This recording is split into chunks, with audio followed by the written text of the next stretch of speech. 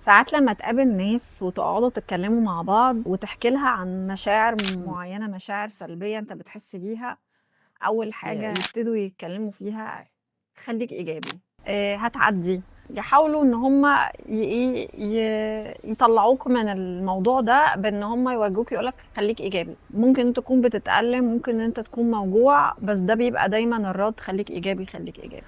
ما اعتقدش ان انا لو جيت احكي حاجه لحد كنت متضايقه وجي قال لي خليك ايجابي فانا فجاه بقى هفرح والدنيا هتزهزه والحياه هتبقى حلوه وهبقى ايجابيه. علميا الكبت المستمر للمشاعر، الغضب والحزن والاحباط، ممكن يسبب قلق مزمن، اكتئاب، توتر عصبي، وحتى اعراض جسديه زي آلام في الجسم وصداع وأرق. لأن الجسم والعقل مش منفصلين، لما تكتمي مشاعرك الجسم بيعترض. زي ما تيجي واحدة في عزا عمالة بتعيط بتعيط بتعيط وهم كل اللي بيقدروا عليه يقولوا لها ما تعيطيش ما تعيطيش، كفاية عياط.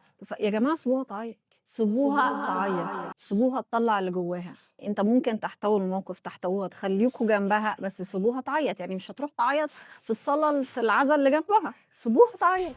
اختاري تحكي لمين يكون شخص مقرب ليكي، سند وثقة ويفهمك، سواء أخت أخ أو صديقة. وتقبلي نفسك ومشاعرك، مش لازم كل يوم تبقي فوق ومش لازم كل يوم تبقي قوية. السلام بيبدأ جواكي لما مشاعرك بتاخد مكانها ووقتها.